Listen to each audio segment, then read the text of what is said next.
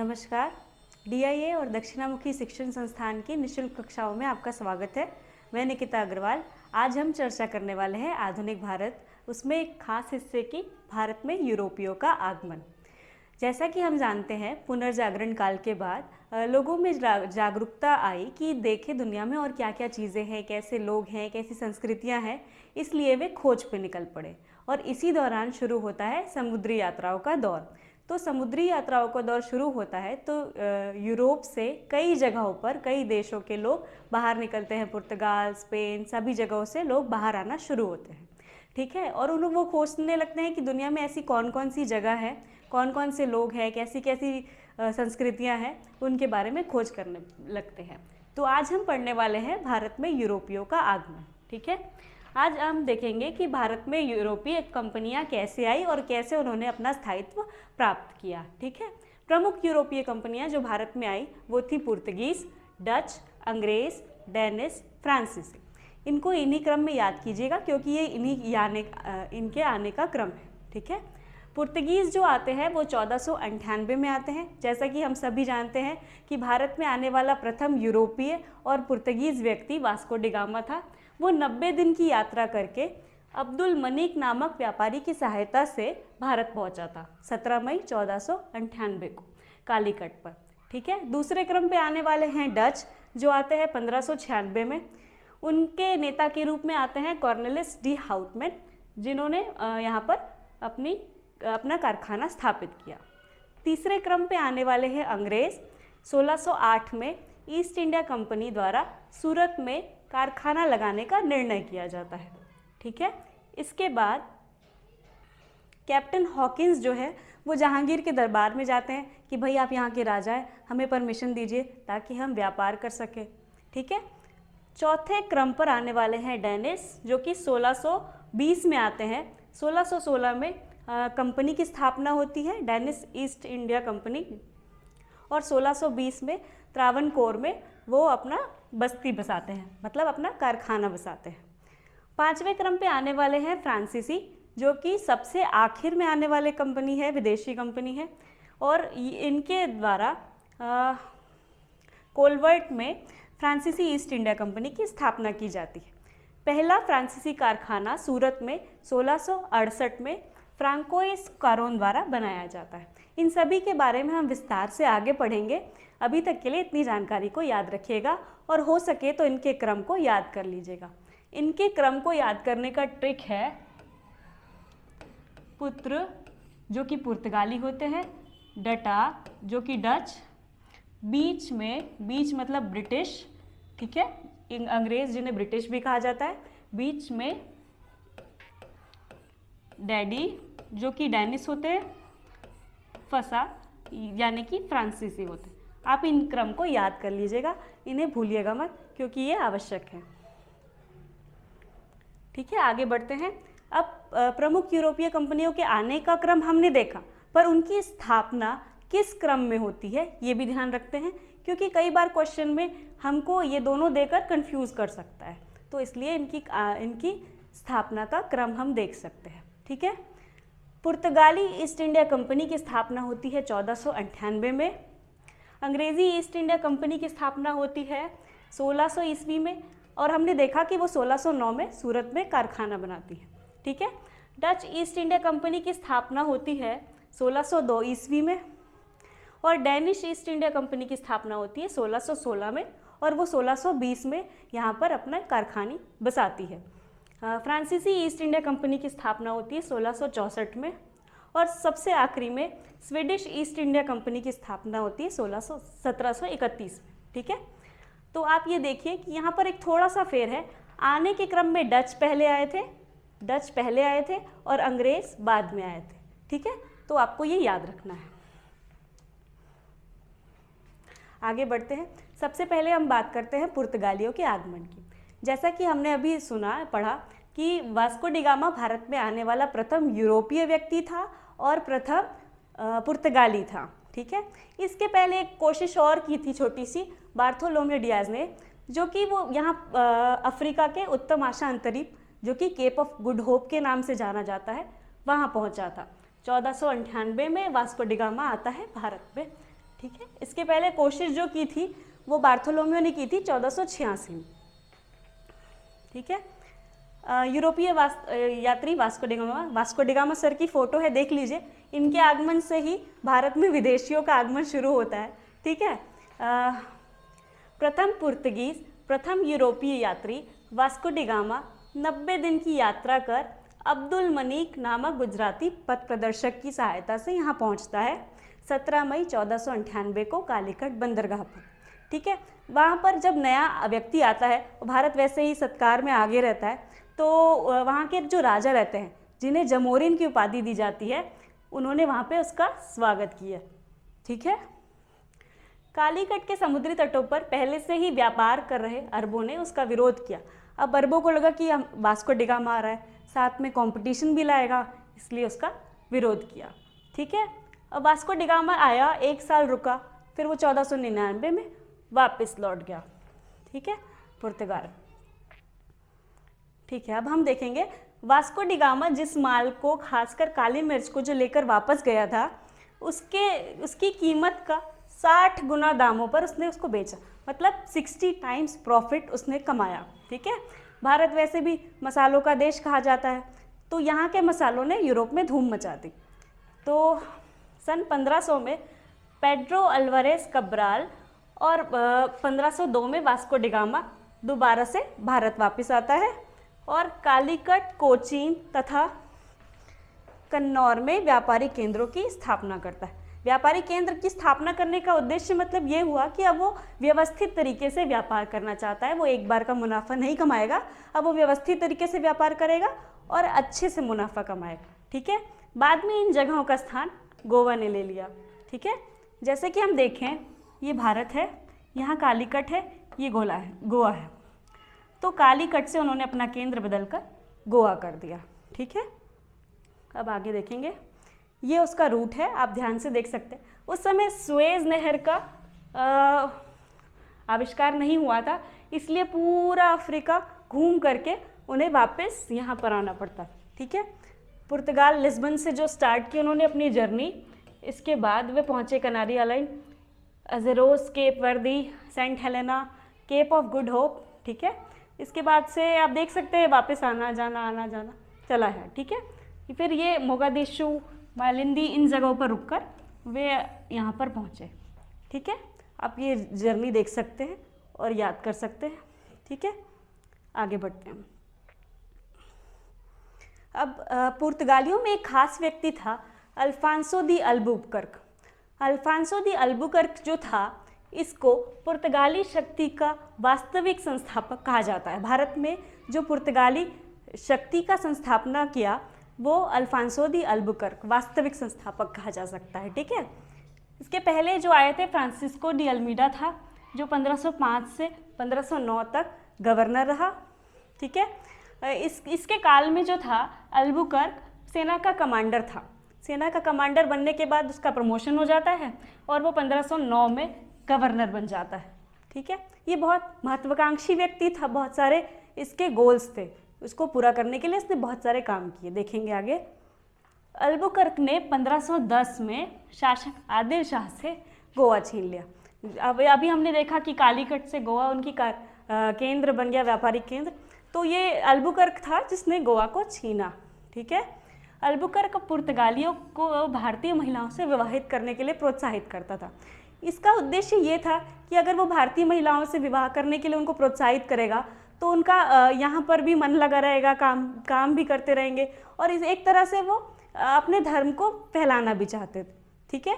तो एक तो धर्म को फैलाने के लिए और यहाँ पर स्थायी रूप से बसने के लिए उन्होंने भारतीय महिलाओं से विवाह करने के लिए प्रोत्साहित किया पुर्तगालियों को।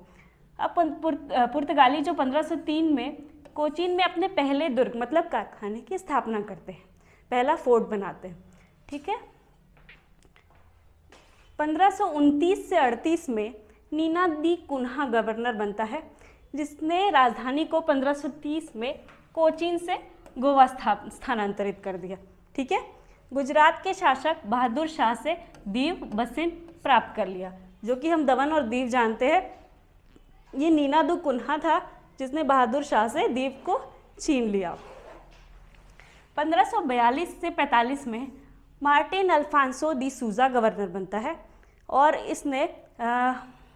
इनके साथ ही जेसुइट संत फ्रांसिस्को जेवियर जो है वो भारत आता है ताकि अपने धर्म का प्रचार प्रसार कर सके। अल्बुकर्क के उत्तराधिकारियों ने पश्चिमी तट पर दमन, सालसेट, चौल, बम्बई, मद्रास के निकट सैन थॉम और बंगाल में हुगली में अपनी बस्तियां बसाई। देखिए इनका जो स्ट्रेटेजी है वो पश्चिमी तट पर भी धीरे धीरे कब्जा कर रहे हैं और पूर्वी तट पर भी चले गए, तो इसके कारण वो अपने भारत के समुद्र का फ़ायदा उठा रहे ताकि समुद्री व्यापार पर हथि आ सके। ठीक है, आगे बढ़ते हैं। पुर्तगालियों के पतन के कारण। पुर्तगालियों ने वैसे कुछ चीज़ें हमें दी हैं, उनमें अपन देख सकते हैं एक प्रिंटिंग प्रेस है, इसके साथ ही तंबाकू की खेती भी उन्होंने करी, इसके साथ ही उन्होंने गॉथिक कला, गॉथिक आर्किटेक्चर का आविष्कार भी भारत में किया। गॉथिक कल्चर कैसा होता है, जैसे आप नुकीले मेहराब देखे होंगे चर्च में, ये ऐसे जो चर्च होते हैं ये नुकीले मेहराबों के साथ ही वो गॉथिक कल्चर को भारत में लेकर आया। ठीक है, अब पुर्तगालियों के पतन के कारण देखते हैं अपन। पुर्तगाली शक्ति का ह्रास होने का कारण ये था कि एक समय के बाद बहुत सारी विदेशी शक्तियाँ भारत में आने लग गई, जिनमें अंग्रेज़ थे, डच थे, है ना, तो उनके कारण एक कंपटीशन बढ़ गया। अब क्या हुआ कि मुग़ल एक सामंत था कासिम खान, जिसके द्वारा भगाया गया उन्हें हुगली से उन्हें भगा दिया गया एक मुग़ल सामंत के द्वारा। तो इससे उनका एक प्रभाव कम हो गया कि ठीक है इन्हें हराया जा सकता है, ऐसा नहीं है कि ये अपराजित हैं। ठीक है, 1661 में इंग्लैंड के शासक चार्ल्स द्वितीय का विवाह पुर्तगाल के राजा की बहन, इनका नाम कैथरीन था, इनसे तय हो जाता है। ठीक है, इसी के चलते उन्हें चार्ल्स द्वितीय को दहेज के रूप में बम्बई प्राप्त हो जाता है। इसी को मतलब कैथरीन के साथ साथ उन्हें बॉम्बे भी मिल जाता है। ठीक है, मराठों ने 1739 में सालसेट बासिन पर अधिकार कर लिया, मतलब उनका वर्चस्व कम होने लग गया धीरे धीरे। पहले उन्हें एक मुग़ल सामंत ने भगा दिया, फिर मराठों ने सालसेट बासिन ले लिया, तो इससे उनकी शक्ति कम होने लग गई। ठीक है, अब उनके पास सिर्फ गोवा, दीव, दमन बचा रहा, जो उनके पास 1961 तक रहा। ठीक है, हाँ, और उनकी धार्मिक असहिष्णुता एक बड़ा कारण रही उनकी शक्ति के पतन में, क्योंकि हिंदू जो रहे अपने धर्म, अपने कल्चर से बहुत जुड़े हुए लोग पहले से रहे, और अगर कोई प्रचार प्रसार अपने धर्म का करता है और असहिष्णुता दिखाता है तो हम बहुत जल्दी उनसे बोर हो जाते हैं, उनको हम दूर रखना चाहते हैं। ठीक है, भारतीय जनता में विरोध की भावना हुई, शासक ने भी विरोध किया, जनता ने भी उनका विरोध किया। और व्यापार में उनके अनुचित तरीके, उनका तरीका था, उन्होंने कार्टेज पद्धति लाई थी कि मतलब व्यापार पर एकाधिकार करने की, जिससे बाकी लोगों को परेशानी होने लग गई, तो बाकी लोगों ने भी विरोध करना स्टार्ट कर दिया। ठीक है, अच्छा, इनके साथ ही पुर्तगाल की स्थिति जो वहाँ पर थी वो बहुत अच्छी नहीं थी, आंतरिक कमजोरियाँ थी, पुर्तगाल में गृह युद्ध जैसी स्थिति थी और पिछड़ी अर्थव्यवस्था थी, जिस कारण उनका यहाँ पर फंड कर पाना बहुत मुश्किल हो रहा था। इस कारण पुर्तगालियों का ये भी महत्वपूर्ण कारण है। ठीक है, अब ब्राज़ील की खोज हो गई, इतना बड़ा आइलैंड मिल, इतना बड़ा देश मिला उनको ब्राज़ील, अब वो वहाँ जाके एक्सप्लॉइट करेंगे, यहाँ तो बहुत सारे लोग आ गए, इसलिए वो यहाँ से ध्यान उनका हट गया। ठीक है, आगे बढ़ते हैं अपन। डच जो होते हैं वो नीदरलैंड, हॉलैंड के निवासी कहलाते हैं।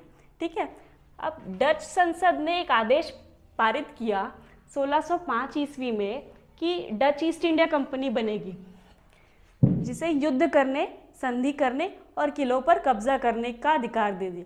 मतलब कि भाई तुम जाओ, तुमको जो करना है वो करो। ठीक है, हमने आदेश दे दिया, तुमको युद्ध करना है करो, संधि करनी है करो, जो वह यहाँ से मतलब कंपनी जैसे व्यापार करना है वैसे करो। डचों ने अपना कारखाना मसूलीपट्टनम में बनाया, पुलिकट में बनाया, सूरत में बनाया, विमलपट्टनम में बनाया, कराईकल, चिंसुरा, कासिम बाजार, बसागोरे, पटना, बालोसोर, नागापट्टनम तथा कोचीन में अपनी बस्तियां बसाई। ठीक है, आप ये देख सकते हैं ये जगह पश्चिमी तट पर ज़्यादातर, ठीक है, तो वो पश्चिमी तट पर अपना व्यापार स्थापित करना चाह रहे थे। 17वीं शताब्दी के पूर्व में महत्वपूर्ण व्यापारिक शक्ति के रूप में, जिसमें भारत भी था, उन्होंने पुर्तगालियों को विस्थापित किया। ये डच जो थे पुर्तगालियों का सबसे बड़ा कंपटीशन बने, ठीक है। 1690 तक भारत में उनका प्रमुख केंद्र पुलिकट था, जो बाद में नागापट्टनम हो गया, ठीक है। 17वीं शताब्दी के मध्य में अंग्रेज एक महत्वपूर्ण शक्ति बनने लग गए। अब डच के साथ साथ उनका कंपटीशन देने के लिए अंग्रेज भी पहुंच गए। भारत में 60-70 वर्ष तक संघर्ष के बाद 18वीं शताब्दी के प्रारंभ में डच शक्ति अंग्रेजों के सामने कमज़ोर पड़ने लग गई, ठीक है। अंग्रेज़ों की स्ट्रेटजी बहुत अच्छी थी इस मामले में। उन्होंने बहुत स्ट्रेटेजिक तरीके से पहले पुर्तगालियों को विस्थापित किया, फिर डचों को विस्थापित किया, तो अंग्रेज़ों के सामने वे कमज़ोर पड़ने लग गए। 1759 जो था, बेदरा के युद्ध में अंग्रेज़ों के हाथों से पराजय हो गई और डच बुरी तरह से परास्त हो गए, ठीक है। एक एक कर उनकी सारी बस्तियां अंग्रेज़ों के हाथ में लग गई और 1795 में अंग्रेज़ों ने डचों को भारत से बाय बाय बोल दिया, टाटा कर दिया, ठीक है। आगे देखेंगे अंग्रेज़ों के बारे में हम विस्तार से पढ़ेंगे, क्योंकि अंग्रेज़ों का काफ़ी लंबा इतिहास है भारत में।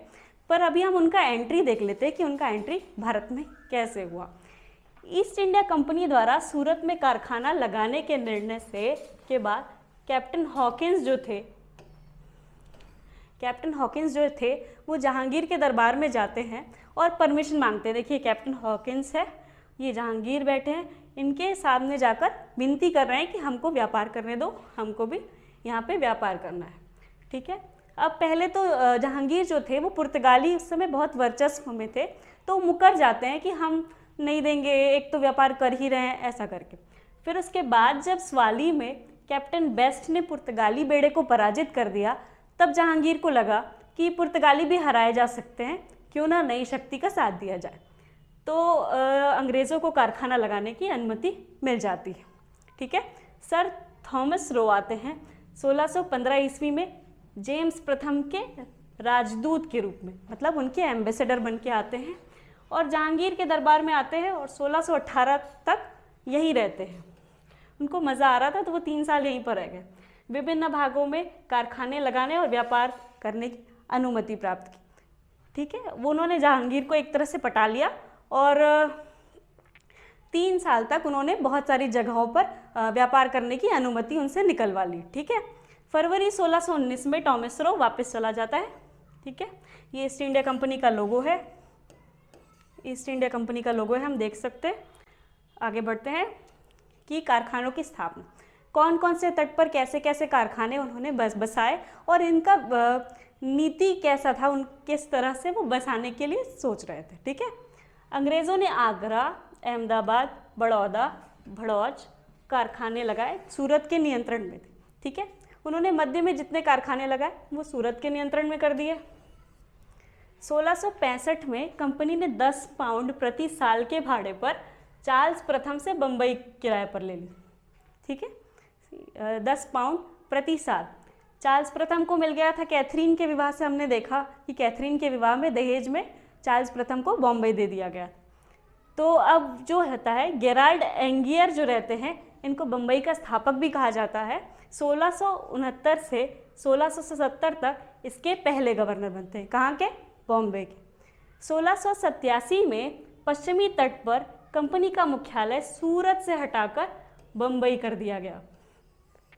बम्बई को करने का रीज़न एक ये है क्योंकि बम्बई जो है बहुत स्ट्रेटेजिक जगह पर अभी है, ठीक है।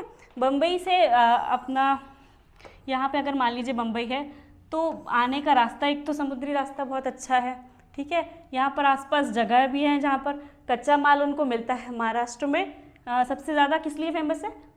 खेती होती है वहाँ पर, कपास की, कॉटन की, ठीक है। और कॉटन की खेती होती है तो भारत का सूती भी बहुत वो था, प्रचलित था। तो इस कारण से कि अब उन्होंने अपना मुख्यालय बम्बई कर दिया। दक्षिण पूर्वी तट पर मसूलीपट्टनम, पुलिकट के निकट अरमा गांव में कारखाने लगाए गए।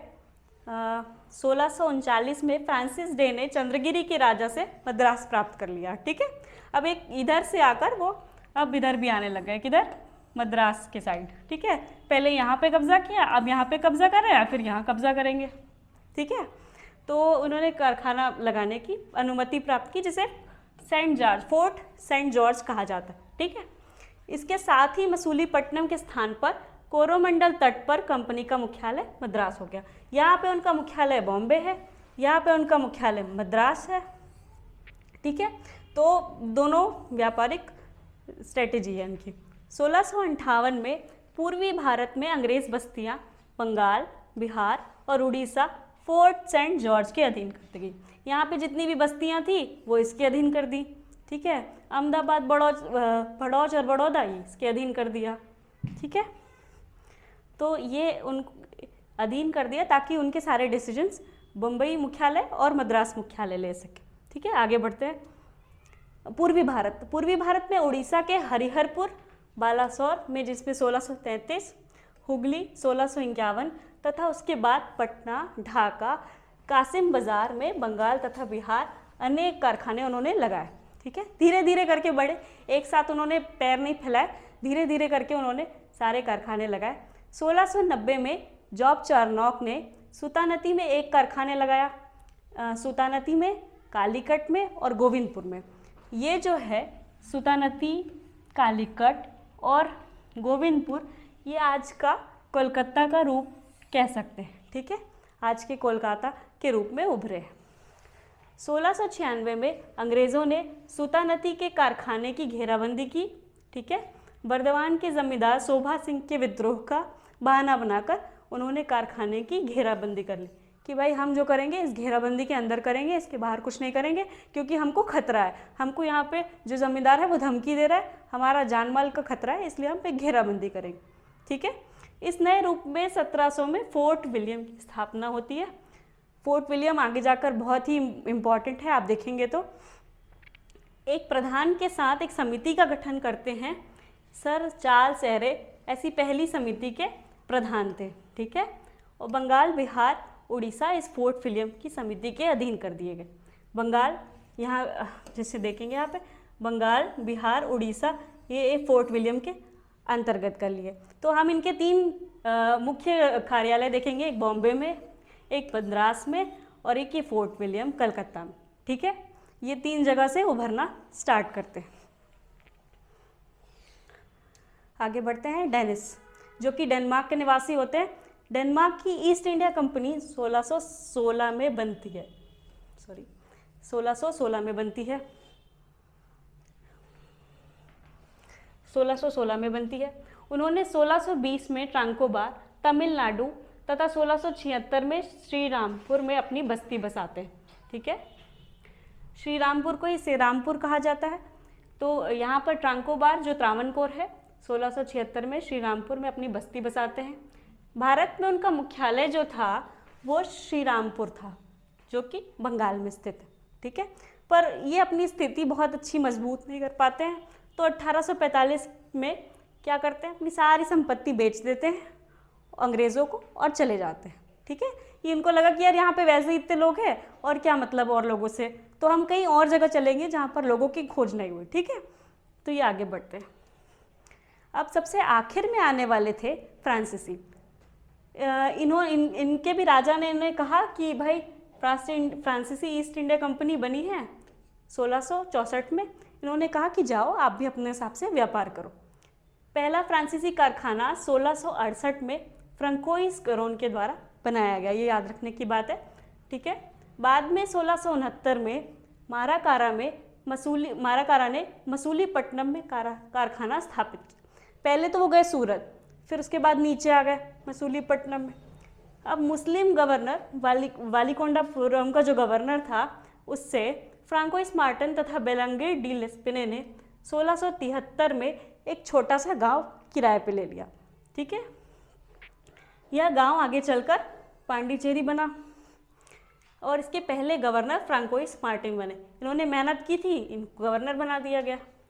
1690 में बंगाल के मुगल नायब से चंदेर गांव लिया उन्होंने। ठीक है, 1706 से 1720 ईस्वी के बीच में भारत में फ्रांसीसियों का पतन स्टार्ट हुआ, जिससे 1720 में कंपनी पुनर्गठित की गई। ठीक है, अब जब ऐसे ही कुछ पतन के कारण होते हैं तो सरकार सोचती है कि ऐसा क्या हो रहा है कि जिसके कारण से हमको नुकसान हो रहा है, तो इसलिए कंपनी का पुनर्गठन किया गया। भारत में फ्रांसीसी शक्ति मिनोयार तथा दुमास द्वारा पुनः 1720 से 42 तक वापस से कंपनी का गठन किया गया। उन्होंने मालाबार पर माहे, कोरोमंडल, परियानाम तथा तमिलनाडु में कराईकल पर कब्जा कर लिया। ठीक है, माहे, ये है माहे, कोरोमंडल, परनायम। ठीक है, इसके साथ ही 1742 में डुप्ले के फ्रांसीसी गवर्नर के रूप में आगमन के साथ ही आंग्ल फ्रांसीसी संघर्ष का प्रारंभ होता है। ये बहुत इंपॉर्टेंट है आंग्ल फ्रांसीसी संघर्ष, क्योंकि इसमें हमें भारत में आने वाली दो विदेशी शक्तियों के बीच में स्ट्रेटेजिक वॉर देखने को मिलेगी कि कौन ज़्यादा कब्जा करेगा और कौन ज़्यादा मुनाफा कमाएगा। ठीक है, जिसमें आखिरकार फ्रांसीसी अंत में पराजित हो जाते हैं। इसको हम आगे डिटेल में पढ़ेंगे। ठीक है, अंग्रेज़ों का संघर्ष। इसके साथ ही ये बस्तियां हैं और विदेशी कंपनियां हैं, उन्होंने किस किस काल में, आप चाहे तो इसका एक स्क्रीनशॉट ले सकते हैं, सेव कर सकते हैं। इसको आप देख सकते हैं कि किस किस समय पर कौन कौन सी विदेशी कंपनियों ने कहाँ कहाँ पर बस्तियां बसाई। ठीक है, इसी के साथ ही आज की क्लास समाप्त करते हैं। उम्मीद है आपको क्लास अच्छी लगी होगी। धन्यवाद।